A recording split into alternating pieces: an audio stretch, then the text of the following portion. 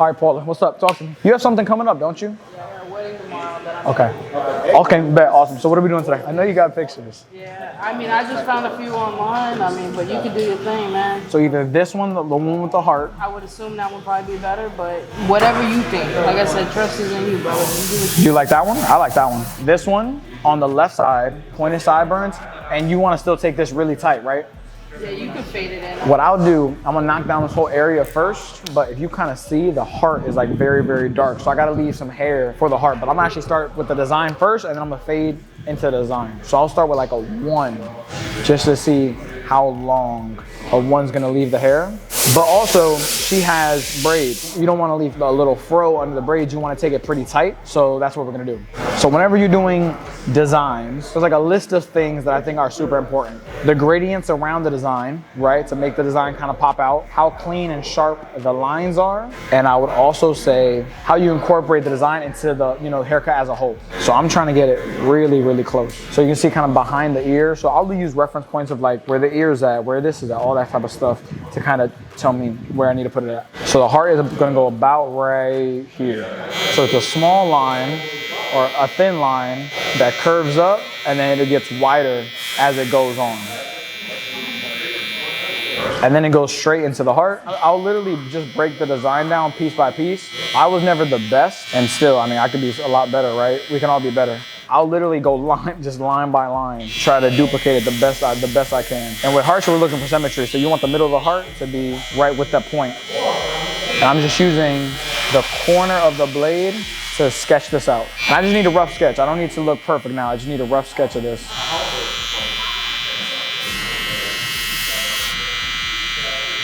So obviously you're gonna clean up the lines more. You're gonna make everything look a lot more symmetrical. I'm just going literally just line for the line with the designs. Right now we're just finishing up this last little corner of the heart piece over here. We need to widen out these lines over here. And I really try to start small and then I'll go wider. Remember, you can always take off more hair, but you can't put it back on, especially with designs, right? Like if you've never done designs and you're kind of like nervous, I would just offer them for free. I wouldn't worry about charging. Now I don't even do that many designs where I even, kind of charge from. I mean, if somebody's asking for like a mural, that's a different conversation. But like if a kid wants a little zigzag or a little lightning bolt, like, that's where you get the reps from. And try to make it, the cleanest lightning bolt you can. Now we gotta go and we gotta fade out to give all of this more pop. But you see, since I went and lowered this area first, this heart is probably gonna be the darkest part of the whole design, and it can stand out now, and I don't have to worry about having it too short. That's why I prioritize the design and I do the design first. I can go and I could fade it out, and I would just start to fade this out. Lighten it up a little bit. Gotta leave a little bit of gradients under this line, a little bit of darkness. We kind of got the hardest part out the way, and now we could just focus on fading around it, doing our razor work. I'm still gonna go ahead and still follow my system. So I'm still gonna go ahead, try to maximize as many things as I can. So all this is gonna go and get faded out. Now we're just going with our shaver. And even though, trust me, I would really love to do the razor work on the design now to make it pop, I still gotta follow my system and leave the detailing towards the end. And then you just follow your same fading system. And if you don't know like what length to leave something, because you don't know like the gradients that it's gonna leave, you could always just start with a longer guard and slowly work down versus going way too light and being like, oh man. I'll still use enhancements on designs, but I'll try to use them sparingly. I don't want too much. I still want, the design to have a good level of gradients and kind of like pop without it. Now I'm going with my half guard, lever open, slowly closing it down. And you leaving that little bit of darkness under the design allows it to pop, man. It's just contrast.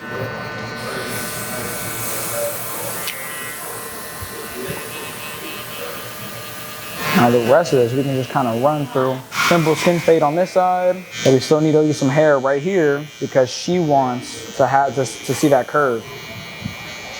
With my shaver, I'm going right under this line, but I'm not going right up to it. I'm kind of like fading into it. I'm having a little bit less pressure as I get closer to the line. I got my lever closed and just fade this panel out.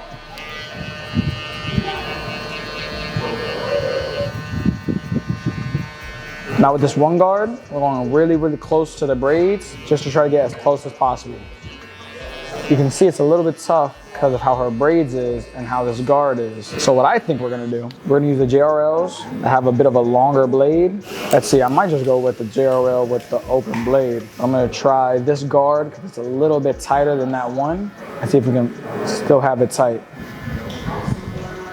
And this is like a small detail, but I feel like it makes the cut look so much better whenever you can get really tight to the braids. But obviously, you know, you don't want to go and start chopping into somebody's braids, right? That's crazy.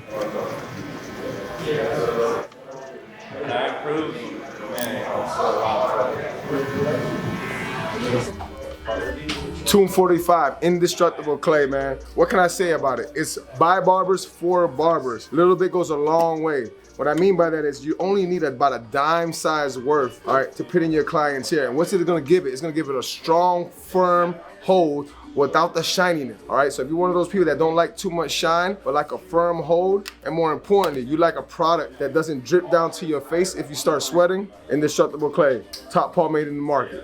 Get yours. And now we're just gonna go down and we're gonna knock down her hairline, just so we can go and line this up. And you remember not to mess with the braids. Don't mess with the braids. Get as close as possible, pull them away a little bit if you need to, but you gotta be very gentle. So like a haircut like this could, I mean, it looks very simple, because like it's tight on the sides with a fade. It's the little things like this.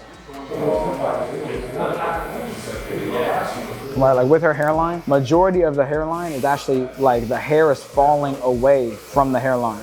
It's not like the hair's falling down, it's falling away. So when we line her up, we're gonna line her up a little bit differently. We're not gonna go and do our usual kind of like tapping that we would do with a trimmer. We're gonna more kind of like push into the hairline, if that makes sense. Instead of like going and tapping at it, I'm actually gonna push into it to just take off the minimal hair possible. This is the same technique that I would do if I was lining up somebody with a cowlick. Because if you go and you start tapping at it like you would if the hair was falling onto the hairline, you end up taking off a lot more hair than what you need to take off. And you'll have one section of the hairline that's very pushed back, and now you have to go back and push back the whole thing. Now with her curves, she likes to see a curve. She doesn't just want me to go out here with it, so we do have to go and actually like line her up. Boom. Money. It's called the beam team time. Beam team time. Good old garage days, huh? And yeah, you can use the Tomb 45 flush guard even on the designs, guys. What? Jordan, thank you so much for showing me this. Oh, you're welcome, bro. No problem, cuz. Now, since you are doing a design, you just have to be a lot lighter. So in these tighter areas, I'll spray mostly at the card, but then I'll just let it go ahead and fall kind of on the design almost.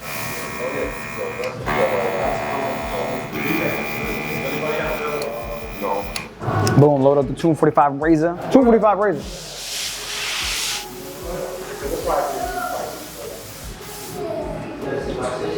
Somebody stole my taco, dude.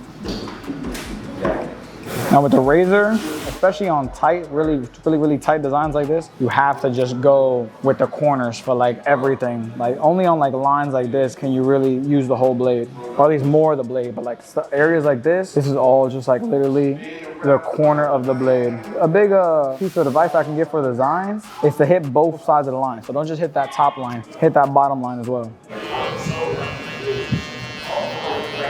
You know what it is, Paula. Paula, you know what it is.